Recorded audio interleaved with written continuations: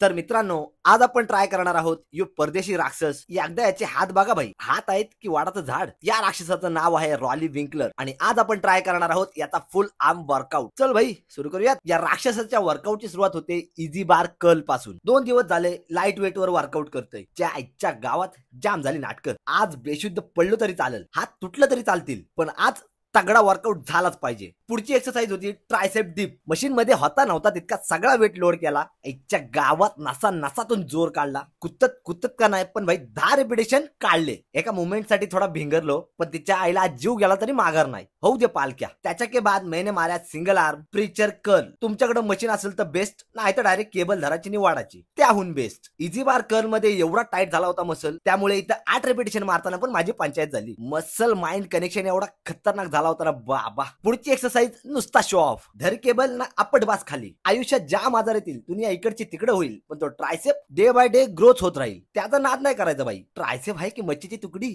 ते सोड, पुढचं बघ. पुढे मी मारतो इन्क्लाइंड बेंच डंबल कर्ल. भाई बायसेप मारताना आज काय होत होतं काय माहिती. मसल एवढा स्टिफ झालेला, भेंडी 8 आणि 9च्या वरती रिपिटेशनच जात नव्हते. 8व्या रिपिटेशन नंतर बॉडी डायरेक्ट व्हायब्रेट मोड वरती जायची. हा थरथराट भरतय नुसता, हाताला मुंग्या आल्या भासो. त्यानंतर राक्षस मारतय स्कल क्रशर. स्कल क्रशर तुम्हाला माहितीच असेल, नाव नसेल माहिती पण एक्सरसाइजचं नक्कीच माहिती असेल. नावाचं काय एवढं, गेलं खड्ड्यात, आला अंगावर तुम्ही उडवा पात्र्यावर. भाई माझ्या ट्रायसेपात काही चिकने दिसतायत बाबा. ठेव नजर लावशील. हेवी वेट मारायची ताकद खपली. आता आयसोलेशन वर येऊ. त्यासाठी परदेशी राक्षस मारतो सिंगल आर्म कॉन्सन्ट्रेटेड कर्ल. ही एक ओल्ड स्कूल एक्सरसाइज आहे जी आजकाल कोणी जास्त करत नाही, पण रॉली भाई बोल्या तो मारने का. उसके बाद शेवटी मी महिने मार्या single arm dumbbell tricep extension. एक टाइम होता जेव्हा मी एक्सटेन्शनला एका हाताने 25 किलोचा डंबल मारला होता भाई, पण काही टाइमाने मला एल्बो मध्ये थोडा पेन जाणवायला लागला. त्यानंतर सगळ्याच ओव्हरहेड एक्सटेन्शन मध्ये मी वेट कमी केलं आणि पुश डाऊन मुवमेंट वर फोकस केला. तुम्ही पण तुमच्या रुटीन मध्ये असे चेंजेस करू शकता, नॉर्मल आहे. लाल फुल पिवळा फुल प्रणव दादा ब्युटीफुल. चला आज प्रणव दादाचा पंप चेक करूयात. बाबा बाबा बायसेप यो ट्रायसेप देखलास. आया आया आर्म्स बघ काय बेकार दिसते नाही. मला तर वाटलं होतं आज बेशुद्ध पडीन, पण तसला काय नाही झाला. माझ्या मनाचे खेळ होते. या उलट एवढा